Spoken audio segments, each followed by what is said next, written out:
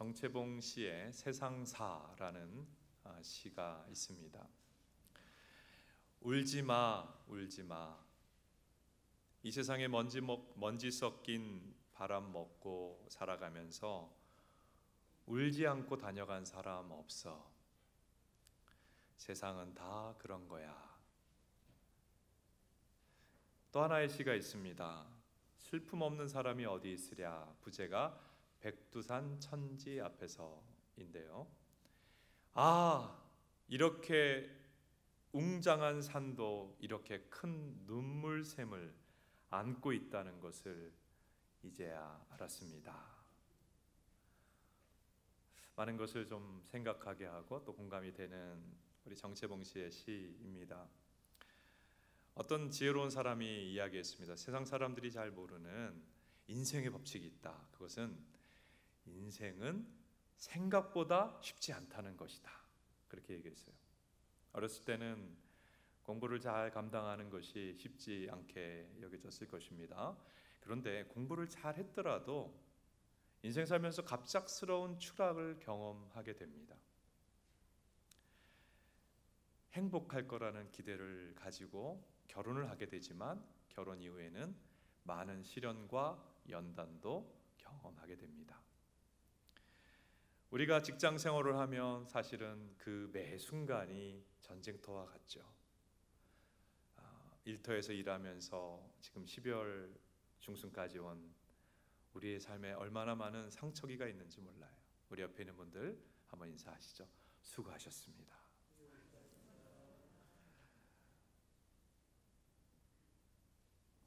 나이가 5, 60대가 되면 좀 안정되나 싶지만 부모님들의 건강이 약해지는 모습을 보며 눈물을 흘리게 됩니다. 자녀들 키워놨더니 우리 곁을 떠나버립니다. 건강이 하나 둘 망가지기 시작합니다. 내가 젊을 때 가졌던 소중한 것들이 점점 사라져버리기 시작합니다. 인생은 이런 것이죠. 오늘 마태복음 9장 36절을 보면 예수님께서 사람들을 보실 때 어떻게 보셨냐 하면 목자 없는 양 같고 고생하며 기진하더라. 목자 없는 양과 같은 인생의 모습이었어요. 근데 목자 없는 양과 같다는 게 무슨 말이냐 하면 양은 스스로 뭔가 해낼 수 없는 짐승이거든요.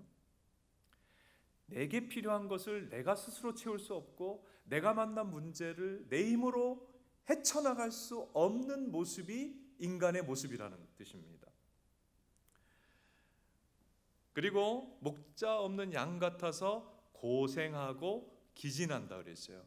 이 고생하다라고 하는 헬라어 원문 단어가 스퀼로라고 하는 단어인데 굉장히 강한 의미를 가지고 있는 단어입니다. 고통하다, 갈갈이 찢기다, 껍데기가 벗겨지다, 가죽이 벗겨지다라는 의미를 가지고 있어요. 목자 없는 양과 같은 우리 삶을 우리가 살아가면서 어떨 때는 갈갈이 찢겨지는 것 같고 껍데기가 벗겨지는 것 같은 느낌을 우리는 받을 때가 있습니다. 그리고 기진한다라고 하는 단어는 헬라어로 립토라고 하는 단어인데요. 내동댕이 쳐지다, 무너져 내리다, 바닥에 떨어지다라는 뜻을 가지고 있어요. 그렇죠. 우리가 인생 살아가면서 어느 순간 내동댕이 쳐져서 바닥에 떨어져서 무너져 내리는 그런 순간들을 우리는 종종 경험하게 됩니다. 그래서 예수님 말씀이 맞아요. 우리 인생은 본질적으로 고생하며 기진하며 그래도 다시 일어나서 살아가는 것이 우리 삶의 특징이요 모습이라고 볼 수가 있습니다. 그래서 인생 살아갈 때 물거품처럼 잠깐 기쁜 순간도 있는데 그러나 늘 한켠에 슬픔이 있고 아픔이 있는 것이 인생이에요. 어떤 분은 이렇게 생각해요. 주변에 보면 너무 행복해 보이는 사람도 있다. 성공한 사람, 부유한 사람, 저렇게 성공하고 저렇게 부유한데 무슨 슬픔이 있겠나? 우리는 그런 생각을 하지만 그런 분과 대화를 해보세요. 대화를 해보면 슬픔의 눈물샘을 가지고 있지 않는 분이 아무도 없어요. 자, 이렇게 인생은 슬픔에 얼룩진 고난의 순간순간이 있는데, 오늘 우리가 읽은 성경 말씀은 그럼에도 불구하고 우리에게 예수님 안에 소망이 있다 말씀합니다. 따라합시다. 예수님 안에 소망이 있습니다. 인생은 고난이지만 예수님 안에 소망이 있습니다. 자, 오늘 예수님 안에 어떤 소망이 있는지 살펴보고자 합니다. 첫째로, 예수님이 우리를 불쌍히 여기시는 구주이시기에 소망이 있습니다. 예수님이 우리를 불쌍히 여겨주시는 것이 소망이에요. 신이 어떤 존재인가에 대해서 각 나라마다 설명이 다릅니다. 합리주의와 이성주의의 발원지라고 할 수 있는 그리스, 그리고 서양의 사상에서 신은 제1의 원리, 제1의 실체, 그리고 코스모스의 아르케, 즉 우주의 근본 원리, 부동의 동자, 자기는 움직이지 않으면서 세상을 움직이는, 운행하는 분. 무슨 말이냐 하면, 이 서양에서 신을 얘기할 때는 이 우주를 관통하는 법칙과 원칙이라고 이야기하는 거예요. 신의 존재는 인정할지라도 한없이 나와 거리가 먼 대상으로 설명을 합니다. 동양에서는, 우리가 속해 있는 동양에서는 신을 우리보다는 조금 더 능력이 나은 존재인데, 자신을 만족시켜주지 않으면 우리에게 액화를 내리는 심술궂은 존재로 설명을 합니다. 그래서 우리나라의 전통신앙에서 생각해보세요. 도깨비 얼마나 심술궂고 사납습니까? 그러니까 사람들이, 동양 사람들이 제사를 드리고 어떤 신에게 경배하고 무슨 기도를 하는 이유는 화내지 말고 나 좀 잘 봐달라고 하는 뜻이에요. 그런데요, 성경이 말씀하는 하나님은 이런 세상이 이야기하는 신과 전혀 다릅니다. 성경은 하나님은 신이라고 부르는 것들 위해 가장 높은 유일하신 하나님이며, 그리고 그분은 인격적이다 이렇게 얘기합니다. 인격적이라고 하는 것은 이성을 갖고 있고 합리적이시고, 그런데 감정도 있으시고 의지도 있는 존재다. 그래서 하나님의 형상으로 지정의를 가지고 지음받은 인간은 하나님과 인격적인 존재이기 때문에 교류가 가능하다, 하나님과 교제가 가능하다 이렇게 말씀합니다. 그리고 성경은 더 나가서 말씀하기를 신이 이성적이시고 감정도 있고 의지도 있는데 가장 중요한 특징은 파토스에 있다, 사랑하는 감정에 있다, 그렇게 얘기해요. 그래서 하나님을 이렇게 설명합니다. 요한일서 4장 16절입니다. 같이 한번 읽겠습니다. 하나님이 우리를 사랑하시는 사랑을 우리가 알고 믿었노니 하나님은 사랑이시라. 하나님의 가장 큰 특징이 사랑하시는 존재라는 거예요. 근데 그 하나님의 사랑이 무엇인가 우리는 궁금하지 않습니까? 이 하나님의 사랑을 예수님이 오늘 잘 표현해 주었습니다. 마태복음 9장 36절을 한번 우리가 눈으로 보면서 읽어보겠습니다. 같이 읽습니다. 무리를 보시고 불쌍히 여기시나니 이는 그들이 목자 없는 양과 같이 고생하며 기진함이라. 하나님의 사랑은 예수님을 통해 우리에게 구체적으로 나타났는데 불쌍히 여기시는 사랑이에요. 따라합시다. 불쌍히 여기시는 사랑. 하나님의 사랑이 불쌍히 여기는 사랑이라는 게 무슨 뜻인가 조금 설명을 드리겠습니다. 하나님이 불쌍히 여기시는 사랑이 구약에서는 긍휼, 그리고 히브리어 원문으로는 레켐이라는 단어로 표현이 되었습니다. 한번 살펴보겠습니다. 이사야 49장 15절입니다. 있습니다. 여인이 어찌 그 젖 먹는 자식을 잊겠으며 자기 태에서 난 아들을 긍휼히 여기지 아니하겠느냐.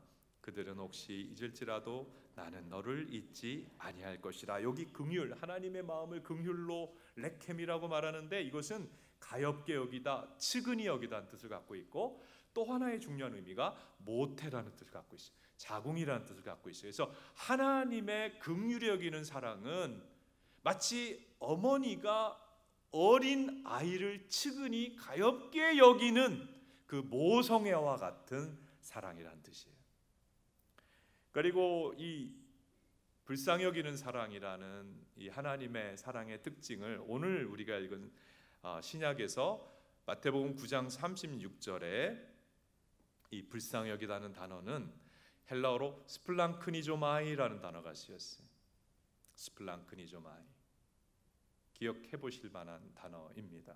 이 스플랑크니조마이라는 동사는 스플랑크논이라는 명사에서 나왔는데, 스플랑크논은 창자 내장이란 뜻이에요. 그래서 스플랑크니조마이 하면은 창자가 움직이다 내장이 흔들리다는 뜻이에요.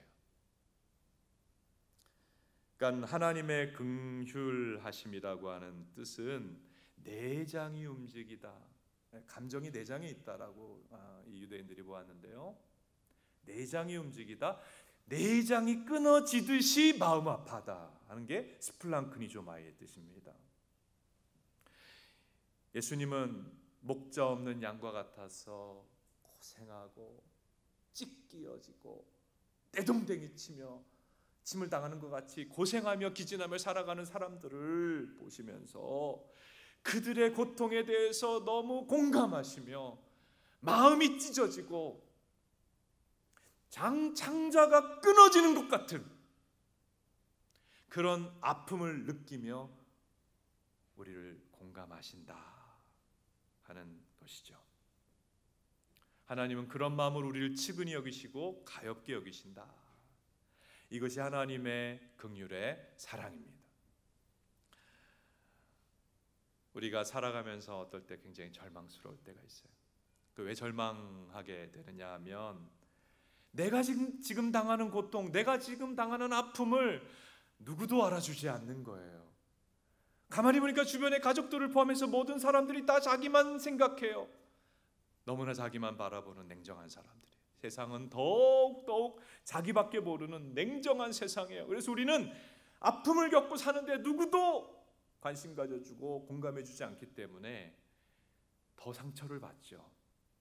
근데 오늘 성경이 우리에게 말씀하는 놀라운 소식은 이 세상을 창조하고 운행하는 전능하신 하나님이 우리를 불쌍히 여기시는데, 우리가 고통할 때 함께 공감하며 마음이 찢어지시고 내장이 끊어지듯이 우리 아픔에 공감하고 우리를 가엾게 불쌍히 여기신다는 거예요. 그래서 성경은 하나님을 이렇게 설명합니다. 하나님은 우리의 고통에 함께 고통하시는 분이시다. 한번 따라해 볼까요? 하나님은 우리 고통에 함께 고통하신다. 여러분, 우리가 울 때 하나님 함께 우시는 거예요. 여러분, 이 긍휼이 많은 사람을 보면 드라마 보다가도 울죠. 주변에 좀 가여운 사람을 보면 눈물이 글썽글썽하죠. 우리 하나님이 그러시는 거예요. 우리가 아파할 때 함께 아파하십니다. 여러분, 이것은 놀라운 일이에요. 하나님이 우리를 향해서 그렇게 불쌍히 여기시는 사랑을 가지고 계시기 때문에 어떤 일이 일어나는가? 누가복음 1장 78절, 놀라운 복음입니다. 같이 한번 읽어보겠습니다. 시작. 이는 우리 하나님의 긍휼로 인함이라. 이로써 돋는 해가 위로부터 우리에게 임하여. 이 헬라어 원문을 다시 한번 번역을 해보면 이렇습니다. 우리 하나님의 긍휼과 자비로 인해 위로부터 뜨는 해가 우리를 찾아오셨다. 하나님이 우리를, 고통 가운데 있는 우리를 긍휼히 여기심으로 인해 위로부터 뜨는 돋는 해와 같은 예수님이 우리에게 오셨다는 거예요. 여러분, 하나님은 우리를, 고통하는 우리를 긍휼히 여기셔서 우리를 복음한 게 있지 아니하고 고통하는 우리에게 찾아오십니다. 예수 믿는 사람들에게 왜 소망이 있냐고요? 이 세상 사람들이나 예수 믿는 사람들이나 이 세상 살면서 깨어지고 상하고 고통하는 건 똑같아요. 그런데 하나님은 자기 백성들의 고통하는 모습을 너무 마음 아파하시면서 고통하는 우리에게 찾아오시기 때문에 소망이 있는 것입니다. 오늘 이 주님의 긍휼이 우리에게 마음에 깊이 경험되시기를 축복합니다. 두 번째로 예수님의 긍휼하심이 우리를 위한 구체적인 행동으로 나타나기에 우리에게 소망이 있습니다. 하나님의 긍휼은 단지 하나의 마음에만 있는 것이 아니라 구체적 행동으로 나타나는 거예요. 우리가 이성의 존재인데요, 이성의 작용은 좀 객관화하고 떨어져서 바라보게 합니다. 근데 감정, 특히 사랑이라는 감정은 어떻게 만듭니까? 여러분 누군가 좋아하면 어떻게 돼요? 가까이 가죠. 여러분 집안의 강아지도 여러분을 좋아하면 어떻게 돼요? 여러분 좋아하면 가까이 옵니다. 사랑이라는 감정은 가까이 가게 만들고 연합되게 만들어요. 하나 되게 만들어요. 근데 이 사랑의 또 하나의 특징은 뭐냐면 상대방을 위하여 움직이게 한다는 거예요. 사랑은 움직이게 하는 힘이에요. 사랑하면 움직여요. 그냥 자기만 알고 살았던 어떤 젊은이들도 결혼해서 아기가 생겼어요. 사랑하게 됩니다, 아기를. 그러니까 이전에와 다르게 그 대상을 위하여 아침부터 저녁까지 움직이죠. 여러분, 하나님께서 긍휼의 사랑으로 우리를 사랑하신다는 것은 우리를 위하여 행동하신다는 뜻이에요. 하나님 우리를 긍휼히 여기신다는 것은 고통하는 데서 우리를 건지시고 구원하신다는 뜻입니다. 그래서 하나님의 사랑은 우리를 구원하십니다. 하나님의 사랑은 우리를 구원하세요. 마태복음 9장 35절에 보면 하나님의 긍휼의 사랑이 구체적으로 어떤 행동으로 나타났는지가 나옵니다. 35절 같이 한번 읽어보겠습니다. 예수께서 모든 도시와 마을에 두루 다니사 그들의 회당에서 가르치시며 전국 복음을 전파하시며 모든 병과 모든 약한 것을 고치시니라. 그래서 이 성경의 언어들은 동사 중심의 언어인데, 동사 중심으로 보면 예수님은 긍휼의 마음으로 가르치셨고 전파하셨고 고치셨어요. 그래서 가르치시고 전파하시고 치료하시는 것이 예수님의 생애의 특징이셨어요. 사람의 고통은 이 세상 살면서 이 망가진 세상에서 겪는 여러 가지 고난이 있고, 또 하나는 우리가 죄와 허물이 있기 때문에 죽음 이후에 하나님 앞에서 심판받는다는 겁니다. 예수님께서 가르치고 전파하고 치료하신 이유는 이 인간이 겪는 이중적인 고통에서 우리를 건져주시기 위함입니다. 어떤 분들은 예수님의 사랑이 치료하심으로 나타나는 것은 이해되는데 가르치고 전파하시는 게 사랑인가요?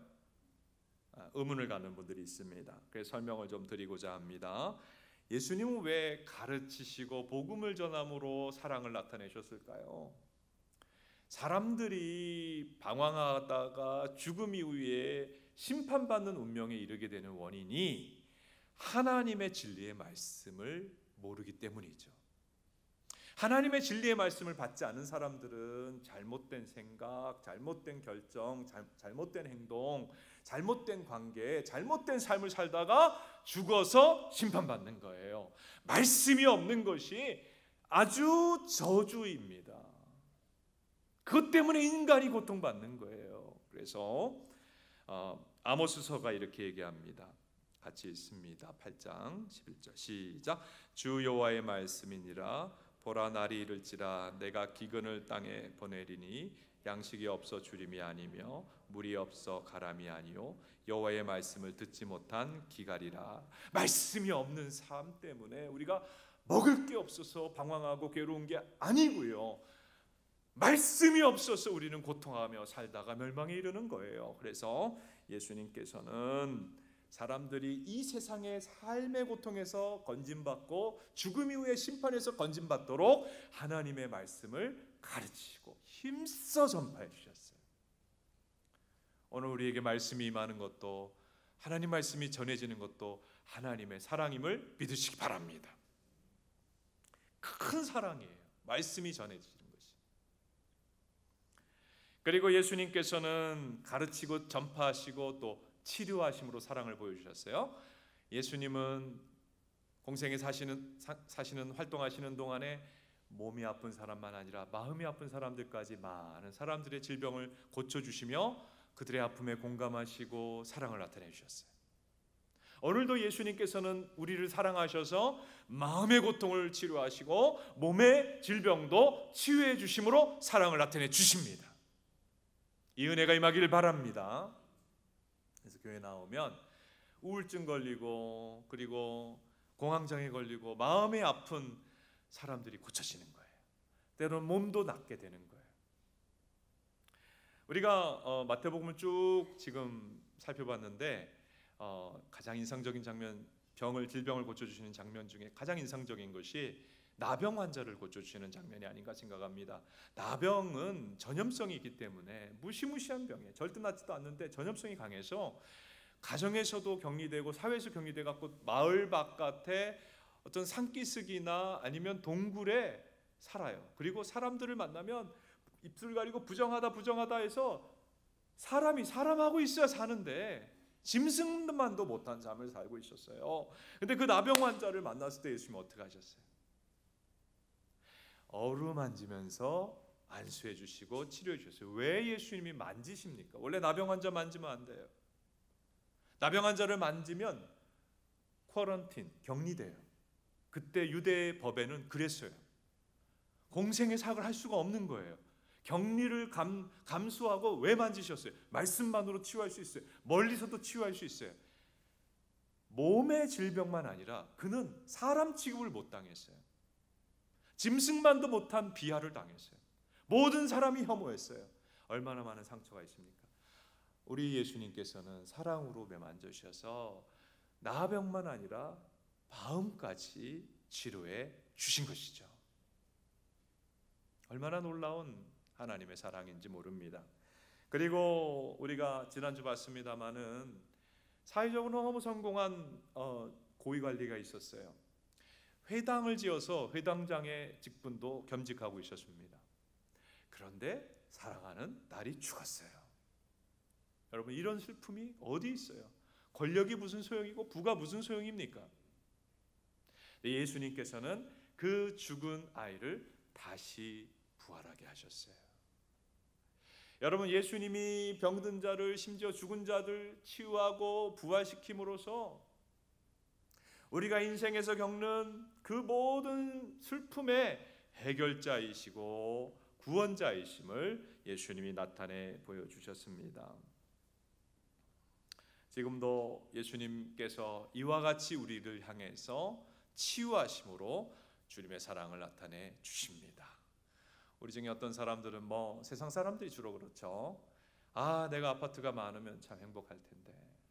그리고 내가 원하는 대통령 후보가 내년에 당선이 되면 참 행복하겠다라고 세상 사람들은 생각을 할지 모르지만, 여러분, 그런 일이 내게 다 이루어진다고 해서 내 삶이 고통하는 것에서 건진받고 구원받는 것은 아닙니다. 여러분, 인생의 고통에서 건진받는 것은 나를 불쌍히 여기시고 나를 위하여 고난에서 건져주시기 위하여 구체적으로 행동하시어 우리를 고난에서 건져주시는 우리 하나님의 긍휼의 사랑이 임할 때 우리는 인생의 고통에서 구원받습니다. 오늘 예배를 통해 우리를 긍휼히 여기시는 우리 하나님의 사랑, 그리고 우리를 고난에서 건져주시는 그 주님의 긍휼하신 역사가 우리의 삶에 한 분 한 분 경험되시기를 축복합니다. 세 번째로, 예수님께 퀴리에 엘레손이라고 기도할 수 있기에 우리에게는, 믿는 우리에게 소망이 있습니다. 어떤 분들은 이렇게 하나님의 사랑에 대해서 말씀을 나누면 솔직하게 이런 고민을 얘기하는 분이 있어요. 목사님, 제가 교회 오래 다녔고 매주 빠지지 않고 예배드렸습니다. 봉사도 했습니다. 근데요, 제가 신앙에 힘든 게 하나 있는데요, 솔직히 말해서 하나님 사랑은 안 느껴집니다.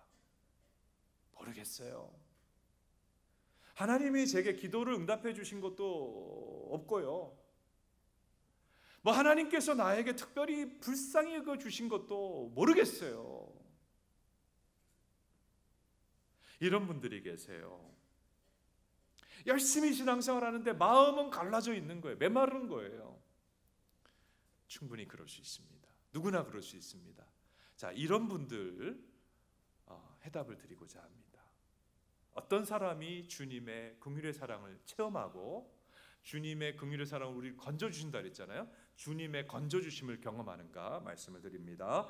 예수님을 바로 알고 바로 믿으며 바른 관계를 맺을 때 주님의 긍휼의 사랑이 체험되고 주님의 건져주심을 경험하게 됩니다. 좀 설명을 드릴까요? 마태복음 9장 27절에 보면 예수님께서 거기를 떠나 가실새 가버나움을 떠나서 길을 가실 때 두 명의 맹인이 예수님께 찾아와서 다윗의 자손이여 우리 병든 것을 우리 눈먼 걸 치유해 주세요. 그렇게 합니다. 자, 우리가 예상하는 예수님의 반응이 뭐예요? 멈춰서서 도와주실 것 같죠? 아니에요. 28절 그대로 길을 가셨어요. 그냥 못 들은 채 하고 걸어갑니다. 그리고 어느 집에 들어가 버리셨어요. 아마도 이 집을 베드로의 집일 것이라고 보통은 얘기를 하는데요. 너무 이 맹인들이 속상했을지도 모르지만 낙심하지 아니하고 끝까지 예수님 계신 집까지 들어가서 예수님 눈먼 우리를 고쳐주세요 라고 이야기를 합니다. 자, 여기서 궁금함이 하나 생깁니다. 궁금한 것이 예수님은 왜 그 불쌍한 사람들 얼마든지 고쳐주실 수 있었는데 왜 그 눈을 안 고쳐주셨을까요? 예수님은 기적을 베풀러 이 세상에 온 존재가 아니라 구원을 주시기 위해서 오신 분이기 때문이죠. 단지 기적을 바라고 주님 앞에 오는 사람에게 응답하지 않은 예는 성경에 너무 많아요. 예수님은 어떤 사람을 원하시느냐 하면 예수님이 누군지 알고 예수님을 믿고 예수님과 바른 관계를 맺는 사람을 원하시죠. 그래서 그 맹인들에게 예수님 묻습니다. 뭐라고 묻느냐 하면 28절 하반절 내가 능히 이 일을 할 줄을 믿느냐. 그랬더니 맹인들이 뭐라고 대답하죠? 한번 따라해 보시죠. 주여 그러하오이다. 여러분, 그러니까 한글 성경 읽으면서 우리가 그냥 밋밋하게 읽기 쉬워요. 근데 성경은 한 단어 한 단어를 봐야 돼요. 이 주여라는 단어가 무슨 뜻입니까? 퀴리오스, 당신은 하나님이 보내신 메시아 구원자입니다. 당신은 하나님입니다라는 신앙 고백이에요. 단지 기적만을 바랄 때, 눈뜨기만을 바랄 때 예수님 응답하지 않았지만 이 맹인들이 당신은 구원자요 메시아요 하나님이십니다. 신앙 고백이 바로 되고 예수님을 바로 알고 바로 믿게 될 때, 바른 관계를 예수님과 맺게 될 때에 예수님의 긍휼이 부어지고 응답이 나타난 것이죠. 여러분, 하나님 앞에 기적만 바란다고 하나님이 반응하지 않을 때가 있습니다. 그럼 뭐 어떻게 해야 됩니까? 우리 하나님을 바로 알고 구원자 예수님을 바로 믿고 하나님과 바른 관계를 맺으십시오. 하나님과 바른 관계를 맺으면 그 즉시 주님의 긍휼이 체험되고 주님의 응답, 주님의 건져주심이 우리에게 경험될 것입니다. 이와 같은 은혜가 우리 모두에게 임하기를 축복합니다. 그리고 또 한 가지 측면이 있습니다. 하나님 사랑 난 모르겠어요 하는 분들, 하나님이 나한테 은혜와 어떤 하나님의 역사가 나한테는 없어요 하는 분들 잘 들어보세요. 주님의 자비에 근거하여 기도할 때에 주님의 사랑이 부어지고 구원을 경험하게 됩니다. 자, 9장 27절에 보면 맹인들이 기도합니다. 다윗의 자손이여 우리를 불쌍히 여기소서. 우리를 불쌍히 여기소서 기도에 주목할 필요가 있습니다. 여러분, 우리는 어떤 존재예요? 죄가 하나도 없는 존재입니까? 아니고 허물도 있고 실수도 있고 죄도 있는 존재예요. 자, 죄인인 우리가 하나님께 기도하면 그 기도가 응답받을 근거와 이유가 없는 것이죠. 여러분, 주변에 어떤 사람이 매우 나쁜 사람이라고 알려진 사람이 나한테 와서 돈 빌려달라, 이렇게 도와달라고 하면 여러분 뭐라 그러겠어요? 뭐 이런 나쁜 사람이 왜 나한테 이런 거 부탁하지? 계속 얘기하면 경찰을 부를지도 모르죠. 여러분, 죄 있는 우리가 하나님 앞에 기도한다고 응답될 이유는 하나도 없습니다. 죄인이기 때문에. 그래서 우리가 기도할 때에 명심해야 되는 게 있어요. 내가 기도한다고 하나님 들어줄 이유는 없어요. 하나님께서 기도 응답을 하신다면 그것은 하나님의 선한 성품 때문에 응답이 오는 것입니다. 그러므로 우리는 기도할 때 그냥 하나님 앞에 이거 해주세요, 이거 해주세요, 기적도 주세요 이렇게 기도해서는 안 되고 하나님의 자비에 호소해야 돼요. 그러니까 기도를 오해하지 마세요. 하나님께 이것도 해주시고 이것도 해주시고 이것도 해주시고 기적도 주세요. 이게 기도가 아니고, 기도는 하나님 자비로 나를 불쌍히 여겨달라고 하나님의 성품에 호소하는 시간이 되어야 합니다. 그러니까 이렇게 기도하는 것이죠. 하나님, 오늘 제가 기도를 합니다마는 저는 하나님께 무엇을 해달라고 요청할 자격이 없는 허물 많은 자입니다. 저는 하나님의 기도 응답을 받을 자격조차도 없습니다. 하나님, 허물 많은 저이오나 그러나 이 시간 하나님 불쌍히 여겨주십시오. 하나님, 저를 긍휼히 봐주십시오. 여러분, 이 기도가 귀한 하나님의 은혜를 경험하게 하는 기도입니다. 이것을 헬라어로 이 성경 원문으로 하면 퀴리에 엘레손이 되는 거예요. 한번 따라합시다. 퀴리에 엘레손. 이것을 번역해서 하면 주여 불쌍히 여기소서가 되는 거예요. 한번 손을 한번 이렇게 하나님을 내밀어 보세요. 이게 기도의 기본 자세거든요. 따라합시다. 주여 불쌍히 여기소서. 여러분, 이것이 바로 가장 하나님의 마음을 움직이는 기도입니다. 언제 기도 응답이 임합니까? 언제 하나님의 사랑이 우리에게 부어집니까? 오직 하나님의 긍휼이 우리에게 움직일 때, 긍휼이 우리에게 향해질 때에 응답과 구원이 임하는 것이지요. 그래서 저는 이렇게 생각해요. 오늘 말씀을 보니까 예수 안에 우리에게 소망이 있는 이유는, 우리는 하나님 앞에 뭔가 해달라고 해서 응답받을 자격은 없으나 하나님이 자비와 긍휼이 풍성한 분이셔서 주여 불쌍히 여기셔서 하나님의 성품에 근거할 때 무한한 은혜가 우리에게 임하게 된다. 그런 면에서 우리의 퀴리에 엘레손, 주여 불쌍히 여기소서 기도할 수 있는 우리에게 소망이 있는 줄로 믿습니다. 그리고 기도할 때 주여 주님 불쌍히 여겨주십시오, 기도할 수 있게 되기를 바랍니다. 하나님이 성경을 통해서 긍휼이 많으시고 사랑의 하나님이시다 하는 것을 우리가 알고 경험하게 되면 너무너무 마음이 기뻐집니다. 그리고 신앙생활이 너무 즐거워집니다. 그리고 이렇게 하나님의 긍휼과 사랑을 경험하게 되면 우리도 그 긍휼과 사랑을 누군가에게 전하는 존재가 됩니다. 구약에 우리가 요즘 속으로 성경 공부해서 살펴보고 있는 성경 말씀 요나라고 하는 인물은 이 하나님의 이 큰 속성 중에 공의의 하나님만 알고 사랑의 하나님, 긍휼의 하나님을 몰랐어요. 그래서 그 요나라는 사람이 사역자였는데 특징이 뭐냐 하면 판단하고 정죄하고 미워하고 분노하는 사람이었어요. 하나님이 요나 때문에 얼마나 골치 아팠는지 몰라요. 너무 놀라운 것은 하나님이 이 말 안 듣는 요나를 긍휼히 여기셨다는 거예요. 참으세요. 용납하세요. 그리고 믿는 자답게 만드세요. 물론 이 요나 때문에 많이 힘드셨어요.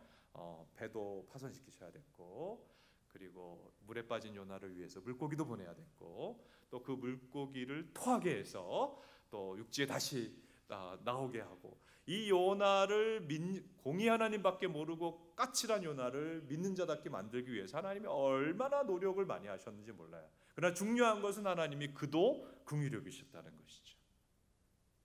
어쨌든 간에 요나는 하나님께 골칫거리였어요.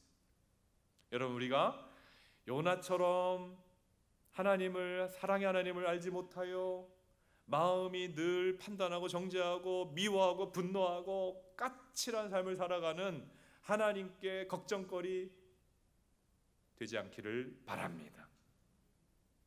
우리 하나님의 긍휼의 사랑을 풍성히 경험해서 그 사랑을 전하는 예수님을 닮은 제자들이 될 수 있기를 축복합니다.